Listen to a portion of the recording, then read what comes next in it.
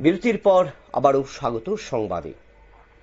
ভারত কি অদূর ভবিষ্যতে বাংলাদেশের বিরুদ্ধে বড়সড় পদক্ষেপ গ্রহণ করবে? ভারতের বাংলাদেশের সামগ্রী আমদানির নিষেধাজ্ঞায় জোর জল্পনা। বাংলাদেশের রাজনৈতিক এবং বাণিজ্যিক মহলে নানা আশঙ্কার কালো মেঘ। কেন এবং কিভাবে হঠাৎ করে এই প্রশ্ন কেন দেখা দিল? যে দু দেশের মধ্যে সুসম্পর্ক ছিল সেখানে কেন আজ এই প্রশ্ন?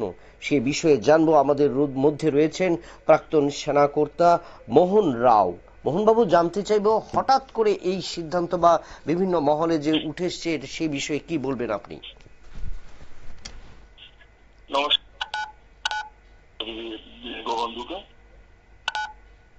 দেখুন, ভারত দীর্ঘদিন দু হাত পেতে বাংলাদেশকে সাহায্য করবে সব দিক থেকে, কিন্তু আমরা বিগত আগস্ট 2024 থেকে যে নারকীয় যন্ত্রণা এবং নারকীয় হিন্দুদের উপরে দেখেছি এবং ভারতের বিরুদ্ধে তাদের যে পদক্ষেপ অত্যন্ত নিন্দনীয়।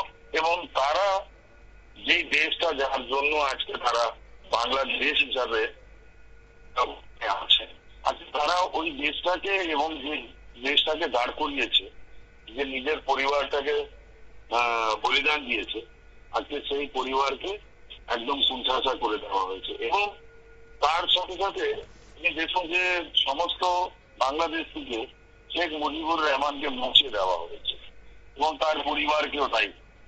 শেখ মুজিবুর রহমানের তো একা লড়াই ছিল না, এই লড়াইয়ের মধ্যে তো ভারত ওতপ্রোত ভাবে জড়িত হয়ে 1971 সালে যুদ্ধে 93,000 প্লাস সেনাকে আত্মসমর্পণ করতে বাধ্য করেছিল। পাকিস্তানের যুদ্ধটা 13 দিনের মাথায় খুব বাজেভাবে হেরেছিল। আমেরিকা সেই সময় পাকিস্তানকে প্রত্যক্ষভাবে সাপোর্ট করেছিল এবং তার 7th ফ্লিটও পাঠিয়েছিল।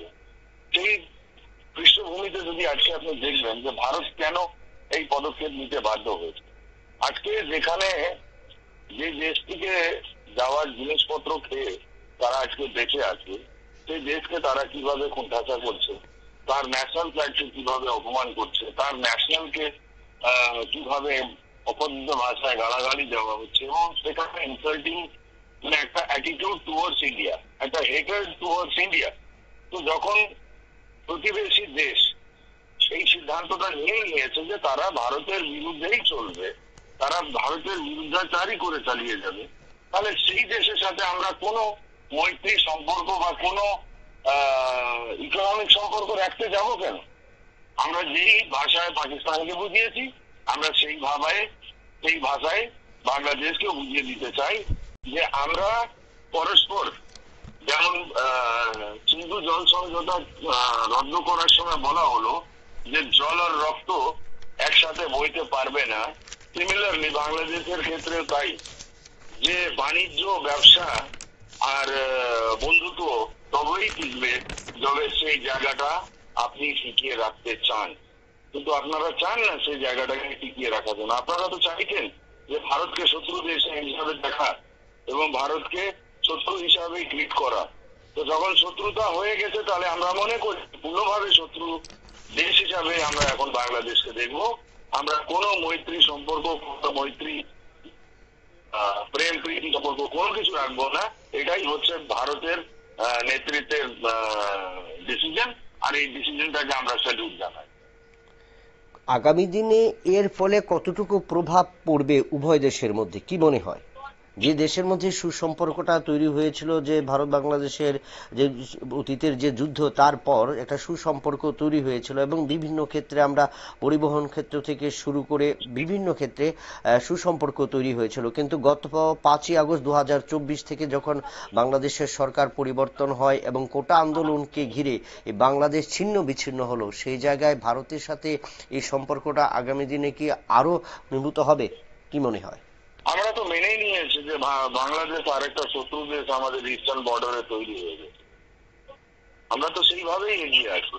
তার কারণ হচ্ছে যে যে দেশটা একদম পরিষ্কার জানিয়ে দিয়েছে যে তারা ভারতের তেল খাবে না, তারা ভারতের পেঁয়াজ খাবে না, আলু খাবে না, আর জামা কাপড় পরবে না, আর ওষুধপত্র নেবে না, রুগী এখানে পাঠাবে না, তাহলে পাঠান না, চায়না পাঠান, মায়ানমার পাঠান, থাইল্যান্ড, বাংলাদেশ থেকে, ওখান থেকে যত পার্শ্ববর্তী দেশ আছে সেখানে পাঠান, সেখানে চিকিৎসা করিয়ে নিন। আমরা তো সার্ক নেশনের একজন মানে স্ট্রং একজন দেশ, সেখানে আমার যেখানে ভালো হবে আমি তো সেটাই দেখবো না। As a nation, as a রাষ্ট্র আমার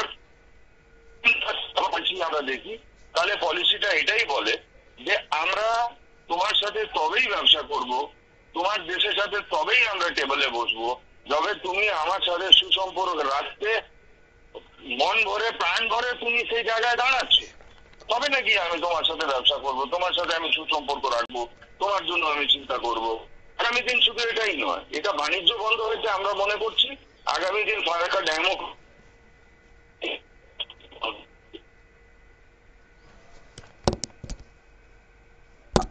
ধন্যবাদ আপনাকে। মোহনরা প্রাক্তন সেনাকর্তা, তিনি পরিষ্কার কিন্তু জানিয়ে দিলেন যে যাদের সাথে সুসম্পর্ক ছিল তারা যখন ছিন্ন করতে চাইছে ভারতের সাথে সুসম্পর্ক, তাহলে ভারত কেন সুসম্পর্কটা ছিন্ন করবে না।